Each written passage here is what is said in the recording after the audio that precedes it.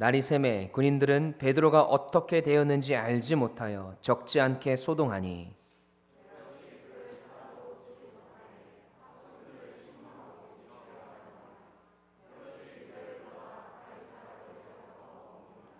헤롯이 두로와 시돈 사람들을 대단히 노여워하니 그들의 지방이 왕국에서 나는 양식을 먹는 까닭에 한 마음으로 그에게 나와 왕의 침소 맡은 신하 블라스도를 설득하여 화목하기를 청한지라.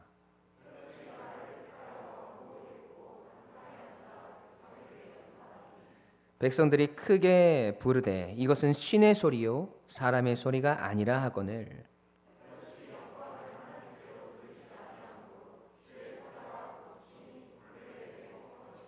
다 같이 하나님의 말씀은 흥황하여 더하더라. 아멘. 살아계신 하나님의 말씀입니다.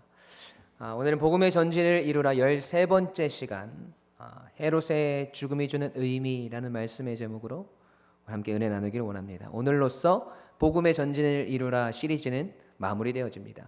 그리고 다음 주부터 이제 새로운 말씀의 시리즈로 또 진행이 되니까 기대하는 마음으로 또 말씀을 청해 들어주시기를 바랍니다. 여러분, 오늘 말씀은요 사도행전 12장을 마무리하고 있는 곳입니다. 사도행전 12장의 내용을 우리가 살펴보았었는데 어떤 내용들이 있었습니까?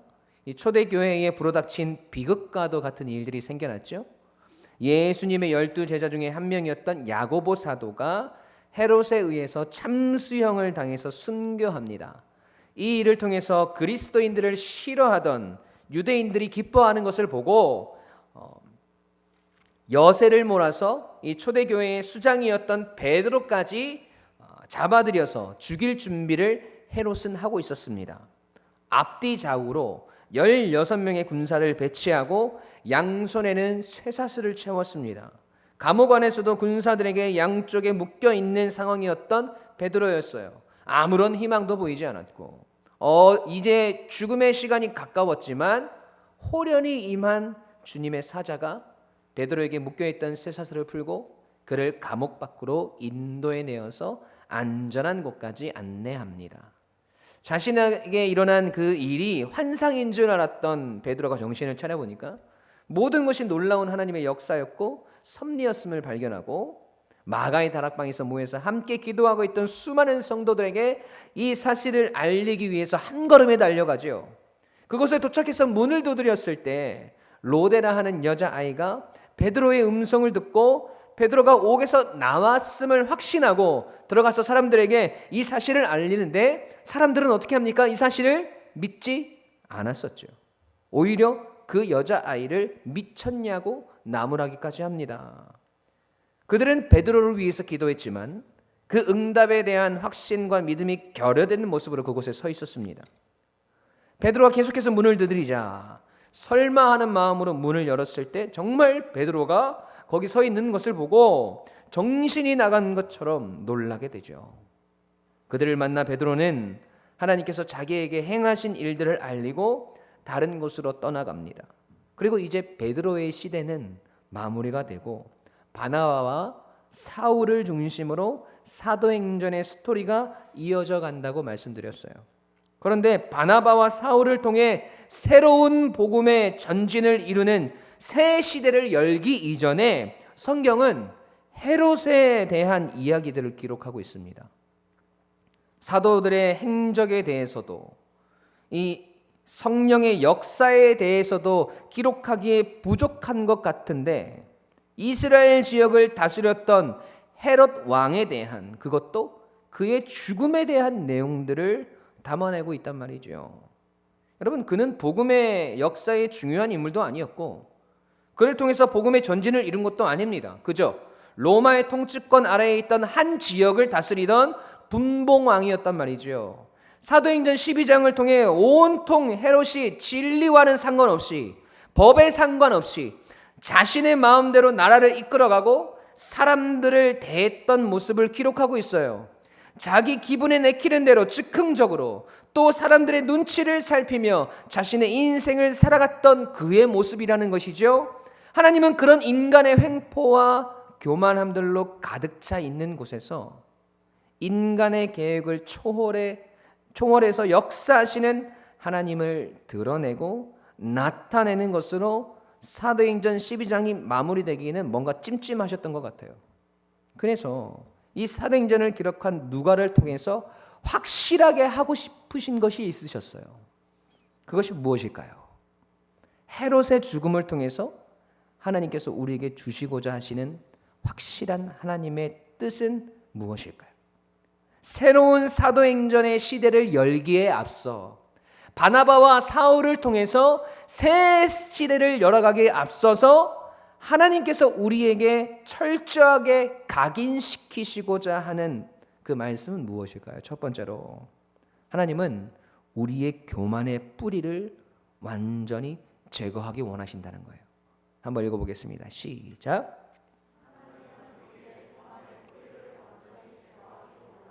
아멘. 자, 여러분, 우리는 사도행전 12장의 대미를 장식하는 이 헤롯의 이야기를 나누기에 앞서서 헤롯의 인생에 대해서 우리가 한번 파헤쳐 볼 필요가 있어요. 이 재미있는 역사 이야기니까 귀를 쫑긋 세우고 들어보시기 바랍니다. 여러분, 헤롯은 에돔 족속이었습니다. 에돔 족속. 에돔이라는 나라의 이 출신의 사람이라는 거죠. 여러분, 이 에돔이라는 나라는요, 이스라엘과 아주 끈질긴 악연을 가지고 있는 나라예요. 에돔은 사해 남쪽의 세일이라는 산악지대에 위치해 있는 땅입니다. 그리고 이곳이 굉장히 교통의 요지였어요. 그림을 한번 보실까요?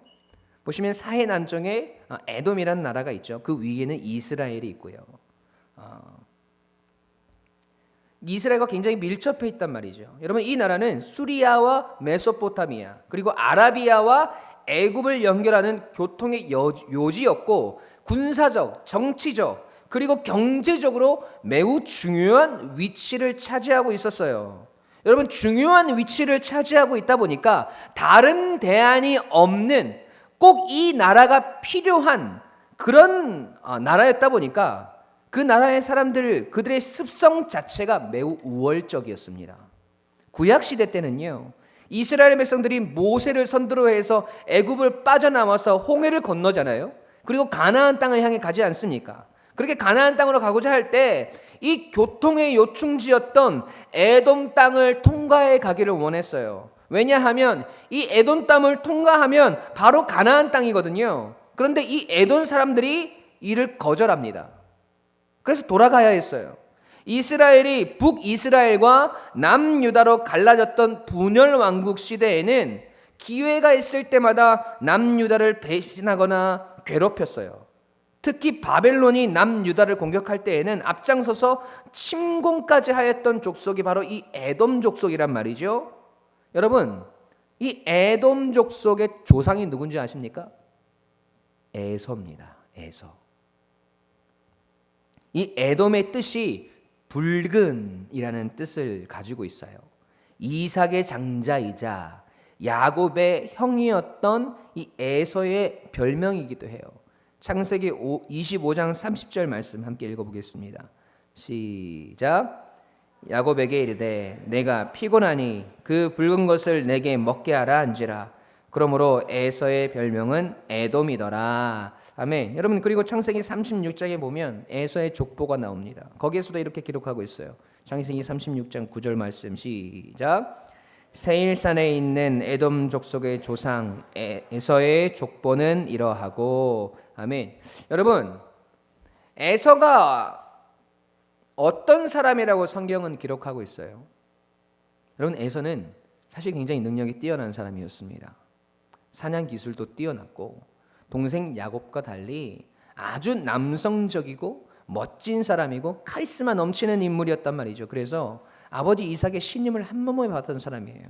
그런데 어느 날 사냥을 하고 돌아와서 너무 배가 고팠는데 동생 야곱이 붉은 팥죽을 만들고 있어요.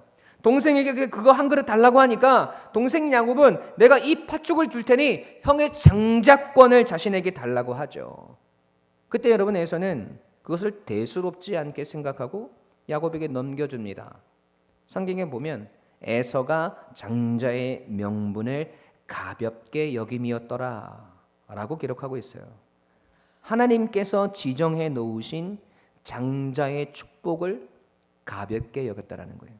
그리고 그 이후에는 동생에게 장자의 축복도 다 빼앗겨 버립니다. 그래서 동생 야곱을 죽이려고 합니다. 여러분, 그래서 성경에서 에서를 이야기할 때는 하나님의 뜻을, 하나님의 축복을 가볍게 여긴 사람, 하나님의 뜻을 거스르는 사람, 그 사람의 대표적인 인물로 이 에서가 등장하고 있다는 거예요. 그런 에서가 조상인 에돔 족속, 그 족속 출신인 헤롯의 모습도 여러분 별반 다르지 않았어요.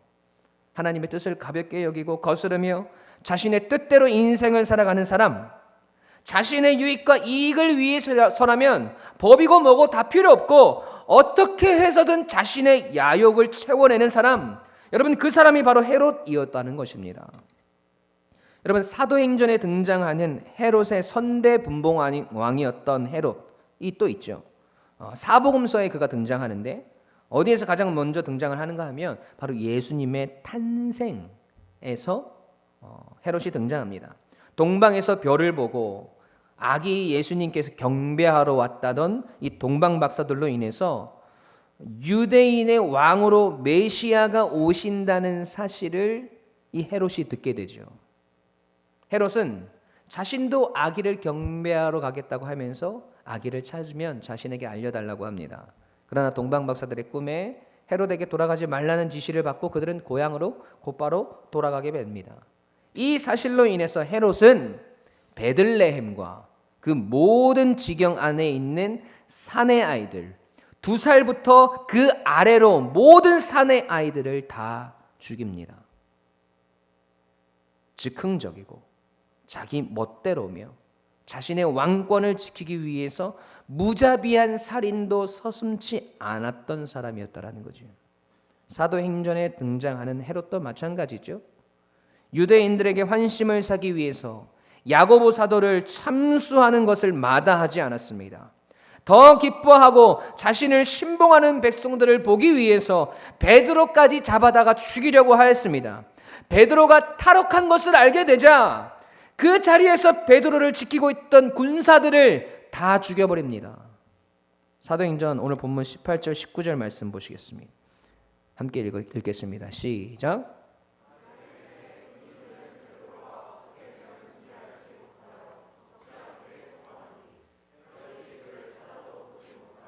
파수꾼들을 신문하고 죽이라 명하니라.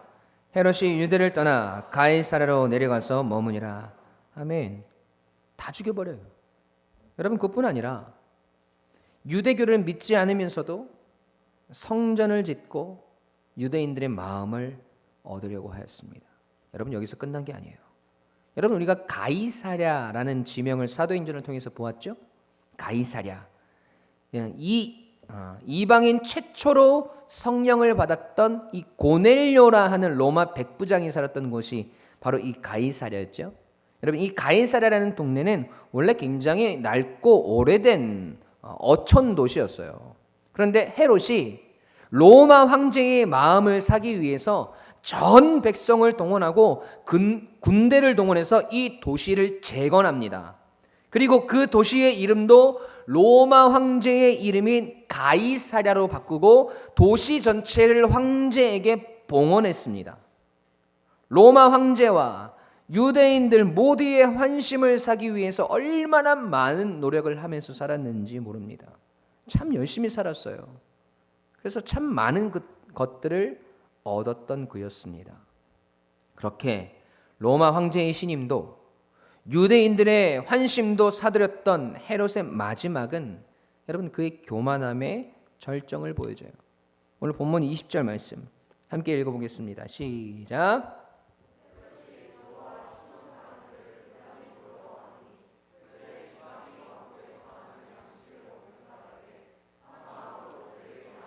왕의 침소 맡은 신하 블라스도를 설득하여 화목하기를 청한지라. 아멘. 여러분 무슨 이유에서인지는 성경이 기록하고 있지 않지만 두로와 시돈 지방 사람들이 헤롯과 사이가 좋지 않았대요.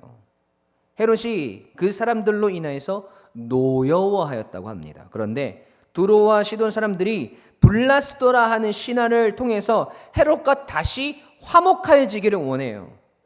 그 이유인즉슨 이 두로와 시돈 지방 사람들이 로마 왕국으로부터 오는 양식으로 그들이 살아가고 있었기 때문이에요. 그래서 그들이 헤롯의 미움을 사게 되면 더 이상 로마로부터 식량을 공급받지 못하게 될까 봐 어떻게 해서든 헤롯과 다시 화목하기를 원하는 것이죠. 헤롯이 철저한 갑의 인생인 거예요. 사람 위에 굴림에 있습니다. 나라의 능력을 힘입어서 지금 자신이 최고의 권력자인 것을 마음껏 누리고 있는 것이죠. 여러분, 그리고 그 다음 내용을 보세요. 21절 22절이에요. 제가 읽을게요. 헤롯이 나를 택하여 왕복을 입고 단상에 앉아 백성들에게 연설하니 백성들이 크게 부르되 이것은 신의 소리요 사람의 소리가 아니라 하거늘. 아멘. 여러분, 헤롯이 왕복을 입었다는 것은요, 무언가 특별한 날이 있었다는 것인데 역사가들의 기록에 의하면 로마 황제의 생일날이었다라고 해요. 황제의 생일에 로마에 갈 수는 없어도 로마 황제의 이름으로 지어진 도시에서 기념 행사를 진행하는 것이지요. 그때 입었던 옷은 은색 비늘 같은 것으로 온통 뒤덮인 옷이었다고 하는데, 여러분, 그 옷이 막 아침 햇살에 막 빛을 받으면 얼마나 멋있겠어요. 얼마나 휘황찬란하고 반짝거리겠습니까? 그 모습으로 사람들 앞에 서서 그가 연설을 하기 시작했습니다. 여러분, 연설은 또 오죽 잘했을까요? 에서의 후손 아닙니까? 남자답게 카리스마 넘치는 모습으로 연설을 진행했을 것입니다. 그 모습을 보고 사람들이 뭐라고 그를 칭송하기 시작합니까? 이것은 신의 소리요 사람의 소리가 아니라 하거늘. 여러분, 헤롯은 그 자리에서 자신을 환호하는 백성들의 모습을 보면서 이렇게 생각했을 거예요. 이제껏 로마 황제에게 잘 보이기 위해서 가이사랴라는 도시를 건축하고 백성들의 환심을 사기 위해서 법도 무시하고 사람들을 죽이는 일들을 서슴지 않았던 자신의 그 노력이 헛되지 않았음을 생각하고 있었을 것입니다. 자신들로 사람들이 지금 신과 같은 존재라고 이야기하고 있잖아요. 그것만큼 위대한 찬양이 어디에 있어요? 그렇게 모든 영광과 존귀함의 가장 높은 곳에 위치해 있던 헤롯을 하나님은 심판하십니다. 오늘 본문 23절 말씀 함께 읽습니다. 시작.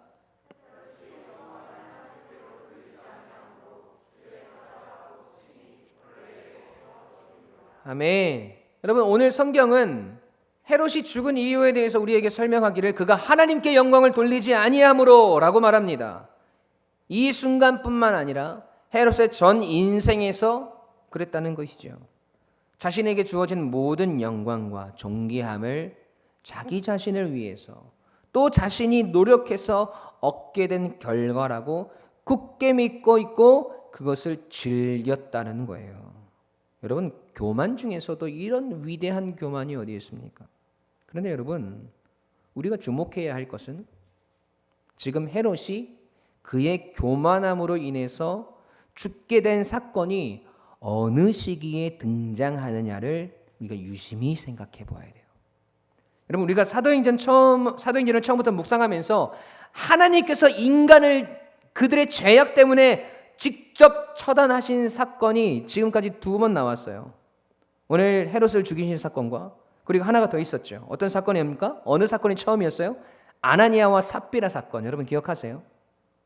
바나바가 그의 밭을 팔아서 사도들 발 앞에 내어놓는 것을 보고 자신들도 그 일에 동참하려고 했지만 얼마를 감추고 나머지를 사도들 발 앞에 드렸단 말이죠. 그러나 하나님을 속이고 성령을 속인 대가로 자신이 물질의 주인이 되어서 살아가던 그들을 하나님은 처단하십니다. 심판하세요. 그런데 그 시기가 어느 시기였어요? 바로 초대교회가 시작되어지던 시기였습니다. 초대교회가 태동하던 시기였다는 것이죠.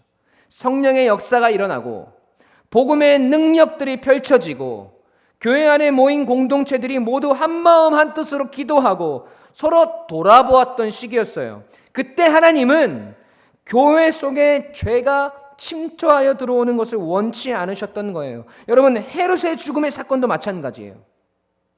여러분, 이방 땅인 안디옥에 교회가 세워지고 바나바와 사울을 통해서 복음의 확장을 이루어 가시는 그때 그 새로운 발돋움을 준비하시는 그때에 하나님은 교만의 뿌리를 뽑아내시는 겁니다.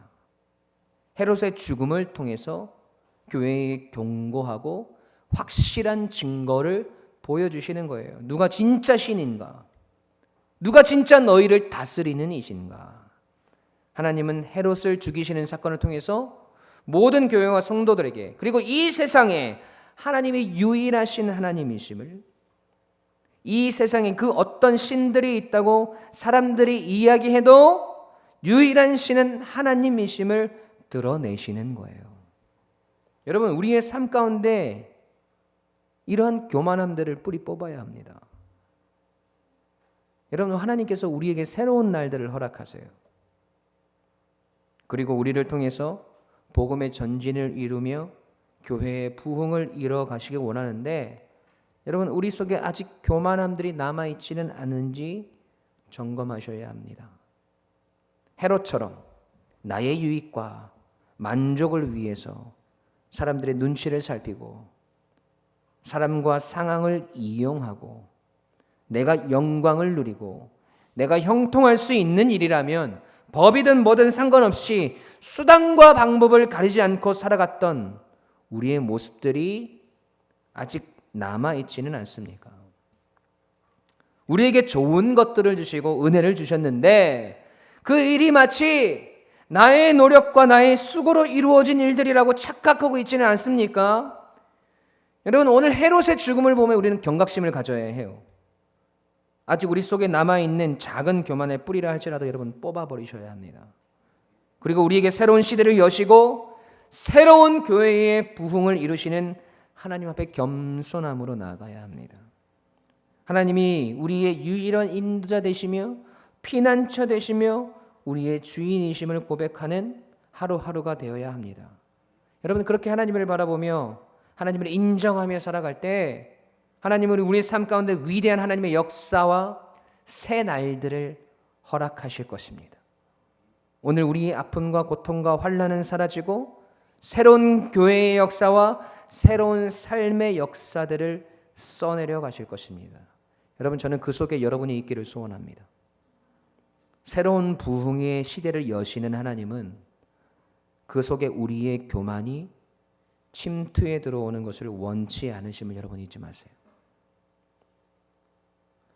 하나님께서 여러분에게 날마다 선물해 주시는 새로운 날과 새 아침, 하나님의 백성으로 새롭게 다시 살아가는 그 날들에 여러분의 삶에 교만이 들어가 있는 것을 하나님은 원치 않으십니다. 오늘도 겸손함과 순종함으로 하나님을 따를 수 있는 우리 모든 유광침례교회 가족들이 되시길 주님의 이름으로 간절히 축원합니다. 아멘. 두 번째로, 헤롯의 죽음을 통해서 하나님께서 우리는 하나님의 말씀은 어떠한 상황에서도 흥왕하여짐을 믿어야 합니다. 함께 읽어보겠습니다. 시작.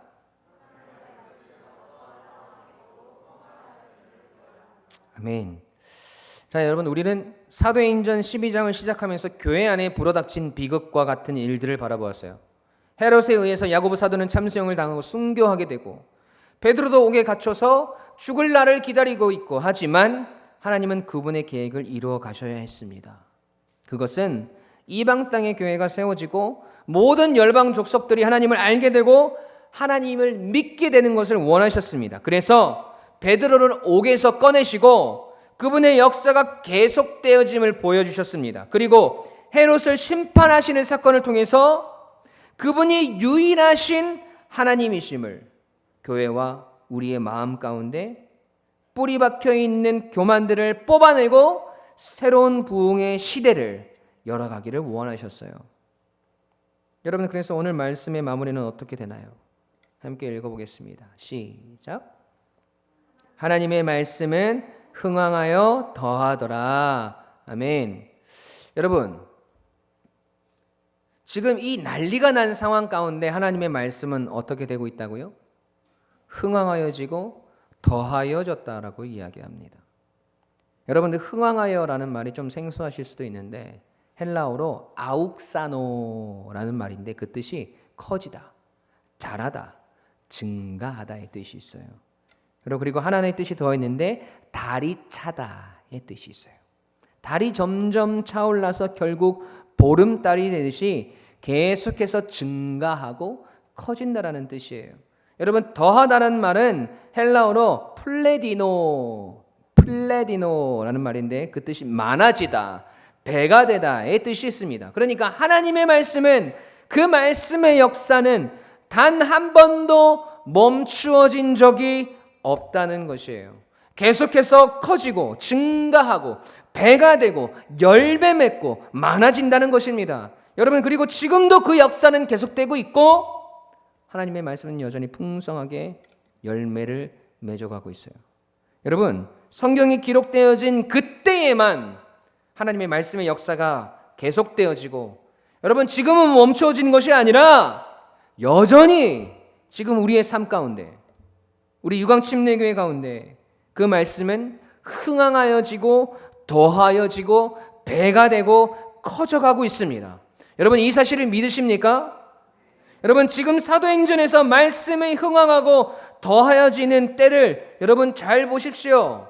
언제 하나님의 말씀이 흥황하여지고 더하여지고 있어요? 기독교의 핍박이 일어나고 사람들이 하나님을 믿는 것 때문에 고난을 받고 옥에 갇히는 일이 생겨나고 그런 상황 가운데 교회와 성도들이 놓여져 있지만, 여러분, 여전히 하나님의 말씀은 열매를 맺고 그 말씀을 통한 역사들이 더하여지고 계속해서 채워진다는 것은, 여러분, 지금 우리의 삶 가운데 일어나고 있는 환난과 핍박과 고난과 어려움과 문제들 가운데서도 여전히 그 말씀의 능력은 계속되어진다는 것입니다.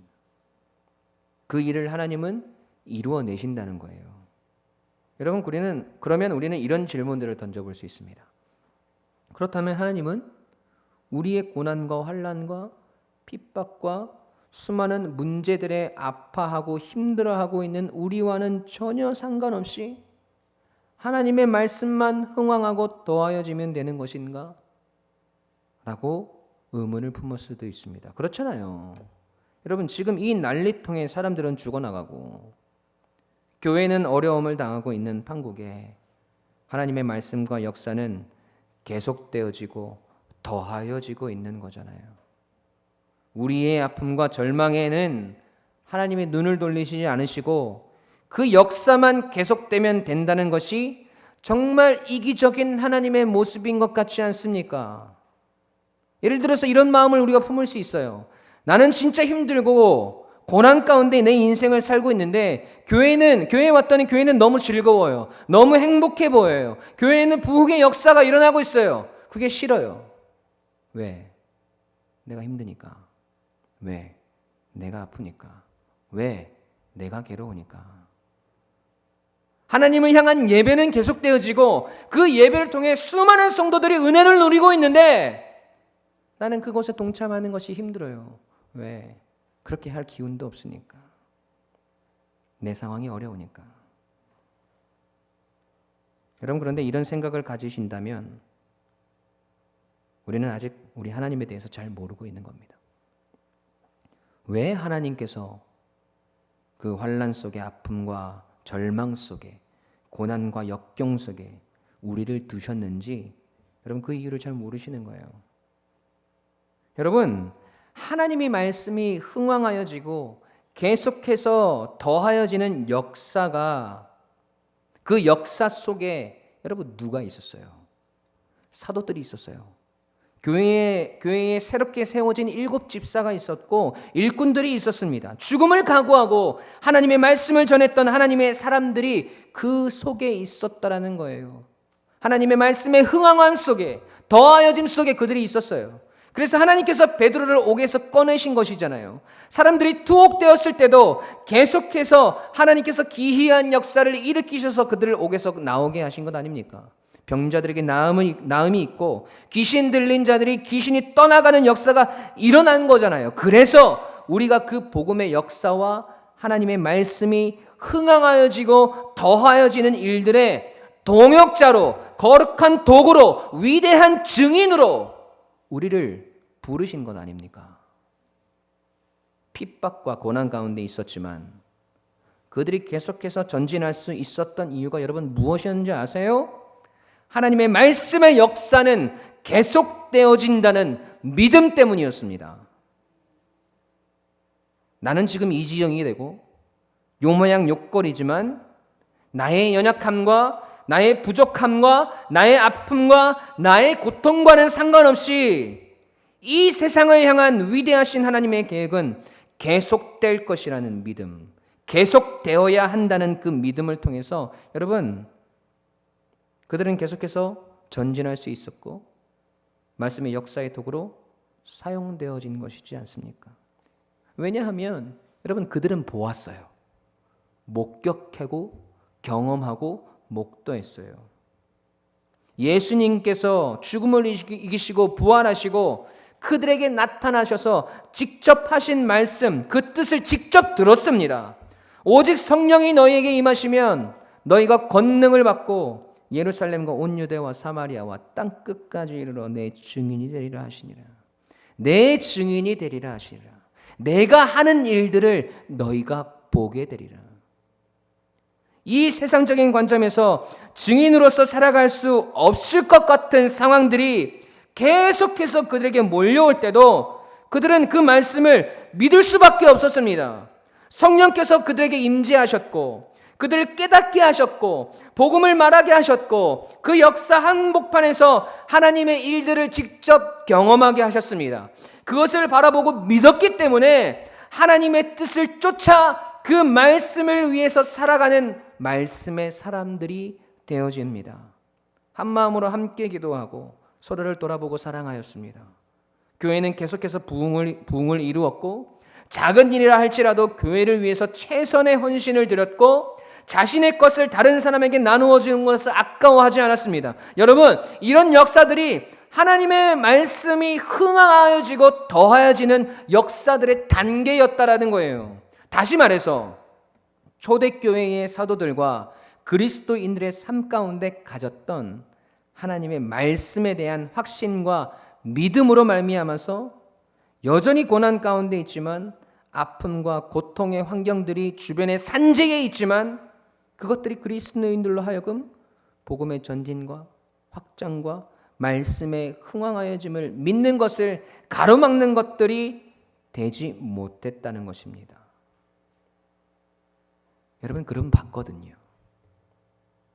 이 상황 가운데서도 하나님께서 어떻게 역사를 이끌어 가시는지 그들은 경험했거든요. 그들은 주님의 말씀을 직접 들었거든요.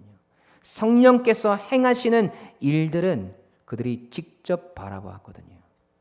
그러니까 믿음이 생길 수밖에 없는 거예요. 그 믿음을 갖게 하나님께서 해주셨어요. 내 증인이 되리라 라고 말씀하신 것은 내가 하는 일들을, 내가 이루는 역사를 너희가 보게 되리라고 말씀하신 거거든요. 지금 초대교회 성도들은 그 믿음 가운데 서 있는 것입니다. 여러분 이런 역사들이 우리의 삶 가운데도 일어나야 되지 않겠습니까? 여전히 문제들과 고난들이 우리 주변에 가득 차 있자 할지라도 여러분 그것들이 하나님의 역사의 통로로, 은혜의 통로로 우리를 사용하시기 원하시는, 증인으로서 우리가 그곳에 서 있기 원하시는 여러분 하나님의 뜻을 방해하지 못하도록 오늘도 하나님의 말씀을 향한 확신과 하나님에 대한 믿음으로 나아가야 되지 않을까요? 여러분 2000년 전 초대교회 성도들이 하나님의 말씀에 흥황하여짐과 더하여짐의 중심에서 그 역사를 경험했던 것처럼 여러분 2000년이 지난 지금의 여러분의 삶 속에서 하나님의 말씀에 흥황하여짐과 더하여짐이 여전히 드러나는 복된 삶이 되시길 간절히 소원합니다. 하나님이 드러나는 인생, 하나님이 여전히 영광 받으시는 인생으로 살아가기를 간절히 소원해요. 여러분, 이 말씀의 역사의 한복판에 있었던 베드로 사도가 그의 서신에서 뭐라고 기록했는지 한번 확인했으면 좋겠어요.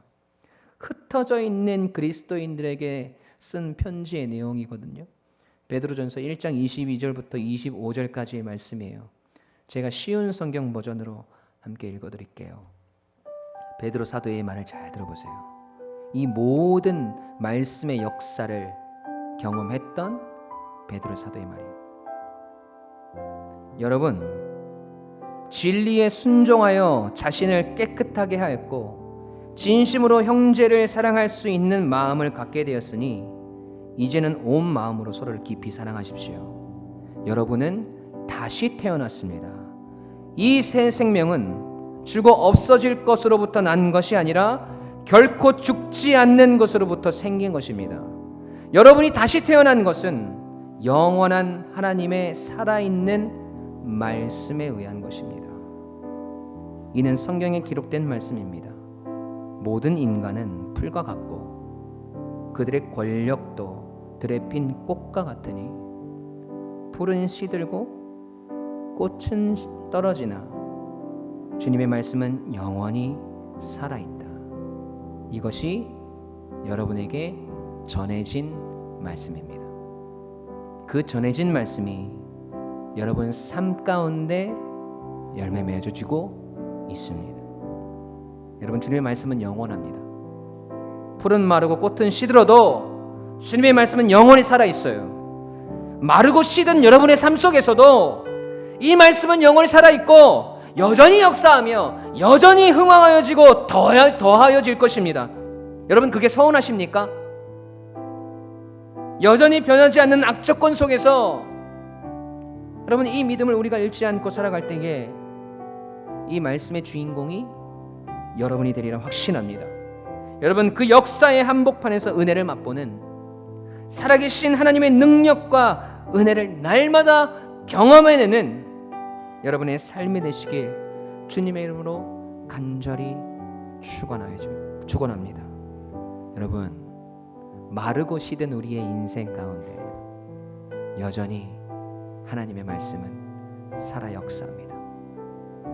그 믿음으로 오늘을 견뎌내시고 버텨내시고 살아내시고 결국에는 하나님의 영광을 위해 살아가는 여러분이 되시길 간절히 축원합니다.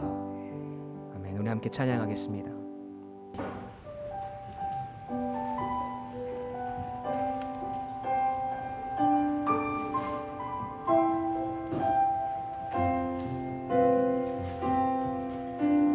이곳에 임하신 하나님,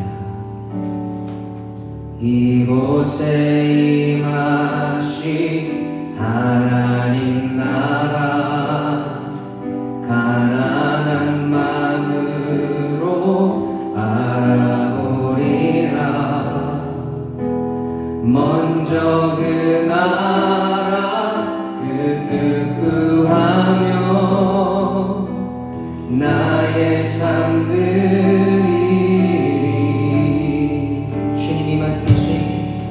주님이 맡기신 하나님 나라, 믿음의 눈으로 바라보리라. 하나님의 뜻이 하늘의 뜻이 나의 삶 가운데 이 땅 가운데 완성된 그날까지 믿음 다하여 그 위에 서리라.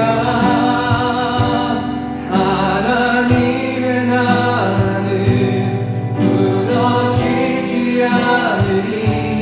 믿음 다하여 그 나라 세워가리라.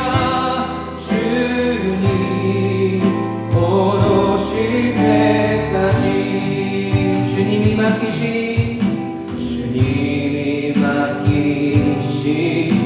하나님 나라, 오늘도 믿음의 눈으로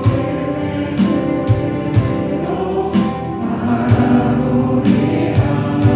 하나님의 말씀이, 하나님의 그 뜻이 이 땅 가운데 우리의 삶 가운데 흥황하여지는 더하여지는 열매 맺어지는 되어짐을 믿음으로 나아갑시다. 믿음 다하여 믿음 다하여 그 위에 서리라. 하나님의 나라는 하나님의 나라 무너지지 않으리. 믿음 다하여 믿음 다하여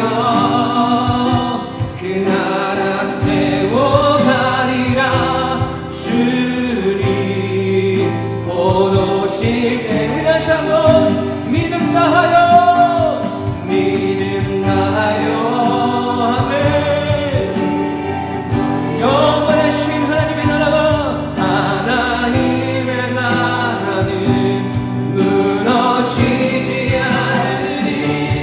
믿음 다하여 그 나라 세워가리라.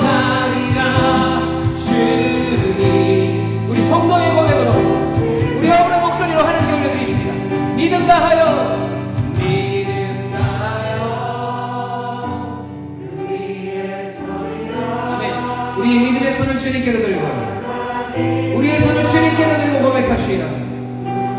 우리의 믿음의 고백을 주님께 드립시다. 믿음 다하여 그 나라 세워가리라. 주님 오실 때까지 믿음 다하여 믿음 다하여 그 위에 서리라. 하나님의 나라는 무너지지 않으리. 믿음 다하여 그 나라 세워가리라. 주님 곧 오실 때까지. 네, 우리 여러분 기도합시다. 여러분, 하나님의 말씀은 영원하며 하나님의 나라는 영원합니다. 그 영원하신 나라가, 그 하나님의 말씀이 오늘 우리의 삶 가운데 여전히 흥왕하여지고 여전히 열매를 맺고 여전히 역사하고 있음을 여러분 잊지 마시기 바랍니다. 여러분, 우리의 힘듦이, 우리의 문제가, 우리의 어려움들이, 우리의 고난이, 우리의 환난이 그 말씀에 더하여짐을 방해할 수 없습니다. 여러분, 우리는 이렇게 고백할 수 있어야 됩니다. 주님, 그것으로 족합니다. 주의 말씀이, 주님의 나라가 이 땅 가운데 세워지고 주의 말씀이 열매 맺고 주의 교회가 부흥하며 하나님의 나라가 이 땅 가운데 이루어지고 있는 것, 주님, 그것이면 족합니다. 그 역사가 계속되어짐을 주님 내가 믿습니다. 비록 나는 고난의 자리에 있다 할지라도, 이 어려움의 자리에 있다 할지라도, 이 환난의 자리에 있다 할지라도 하나님, 그 삶이 하나님의 말씀에 흥왕하여짐을 방해할 수 없음을 내가 믿음으로 나아갑니다. 여러분, 그 믿음 위에 우리가 서 있을 때 그 고난의 자리에서, 그 아픔의 자리에서, 그 고통의 자리에서 역사하시는, 열매 맺고 부흥되어지며 위대한 은혜의 일들을 이루어내시는 그 하나님을 경험하게 될 것입니다. 그럼 그 믿음으로 오늘 우리가 살아가게 해달라고 기도합시다. 그 믿음 속에, 아직 우리 속에 남아있는 그 교만함들을, 헤롯과 같은 그 교만함들을 오늘 우리가 다 뿌리째 뽑아버리고 하나님 앞에 순결한 마음으로, 순전한 모습으로 하나님의 말씀에 흥왕하여짐과 하나님의 말씀의 전진과 하나님의 말씀의 열매 맺어짐을 기대하고 바라고 소원하는 모습들로 오늘 우리가 살아가게 해달라고. 그래서 여전히 우리의 삶 가운데 하나님의 말씀의 역사가, 말씀에 더하여짐이, 말씀의 섭리들이 일어나고 경험되어지는 증인으로서 오늘 우리가 살아갈 수 있도록 하나님 인도하여 달라고 우리 함께 합심하여 기도하며 나아가도록 하겠습니다. 우리 함께 기도하십시다.